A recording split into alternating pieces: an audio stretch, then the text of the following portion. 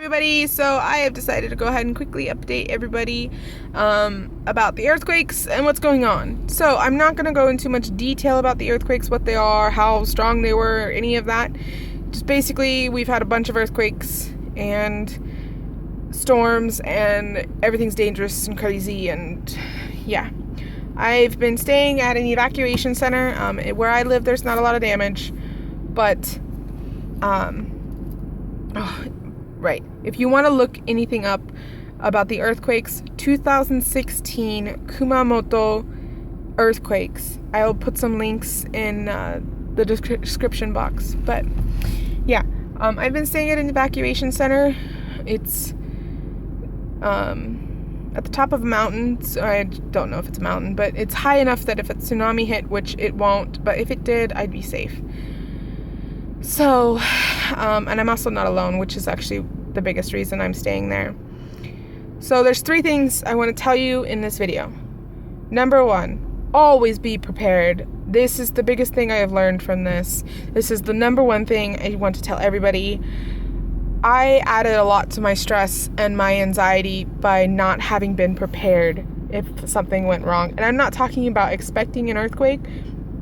Excuse me. I am talking about, in particular, just knowing your region. I did not know where my evacuation centers were for 100%.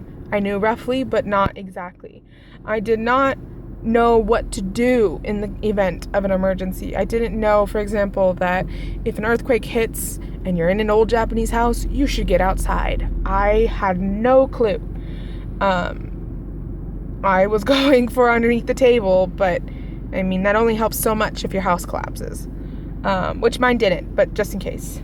I didn't know that you should always have I didn't have an emergency kit prepared, so no flashlights, no emergency first aid kit, which in America I actually always had, so I don't know why I didn't make one here, but I didn't.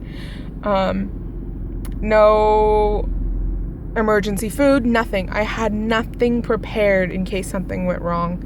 So number 1 thing, be prepared. I feel like that would have helped a lot. Granted, I'm not saying that necessarily would have helped people in Kumamoto, except for having had fresh water, because I know that a lot of people are having water problems. Granted, it's also been a week, so I don't know how many people could store and carry a week's worth of water for them or their family in an evacuation bag. But yeah. Number 2, Kumamoto has just been hit hard this last year, and it's just so stressful and sad for me because we had Typhoon Goni in August, which was a terrible typhoon. I lost power. Then we had the flooding and the rains, and then we had this huge winter storm in February where I didn't have water for 3 days at my house, and schools were shut down for a couple days. Like, that was bad. And now we have the worst earthquake in over 100 years in Kyushu, and all I can think of is how much I want to be home. And I feel selfish for saying that, but in reality, I really do. This just drives home to me that I'm not capable of living in a place alone like this. Not necessarily that this is normal for Kumamoto, because it's really not. Amakusa is definitely a beautiful place. If you have the time to come, I definitely recommend it. But I mean that I'm not capable of living so far from my loved ones and in a place like an island or any place that is liable to get huge natural disasters. I could not live in places where hurricanes or tornadoes were the norm. I couldn't live where earthquakes like this happen. Or could happen. I mean, I know that they could happen anywhere, but I'm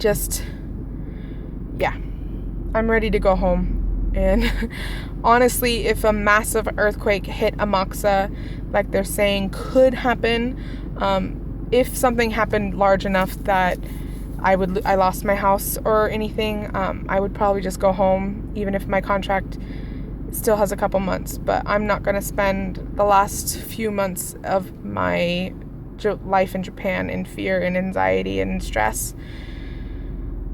But that won't happen. So good thoughts. And finally, the last thing I learned is stress and anxiety are a bitch. I have been suffering from the feeling of shaking, but like no visible signs of shaking, but for 4 days straight. I Googled it to see if maybe I should like go to the doctor or something, but it started right after the last big earthquake that I was at home for.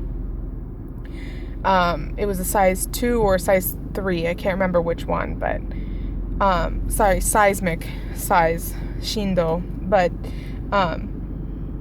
I haven't stopped shaking since, and it's a bitch. Like, I can't even cut paper right now in a straight line, and I am not capable at this moment of my life of dealing with stress and anxiety, and I haven't been home for more than 20-30 minutes since that last earthquake. I can't stand in my house for too long without freaking out that there's going to be an earthquake. Doesn't help that there's mukade in my house again. There were 3 in my house this morning. 3 mukade. Lovely thing to come back to after being at an evac center all night. So if anybody has tips or hints on dealing with anxiety and dealing with stress in a very stressful situation to the point where it's affecting your physical body and you can't do anything about it because I can't make the earthquake stop, please let me know.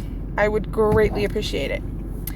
That is all for this video. I will have to update the description later. I'm going to try to upload this now, but I'll try to upload with all those links, update with all those links later. That's all for now. If you have any questions or concerns, just message me on Facebook or I guess here. Until next time.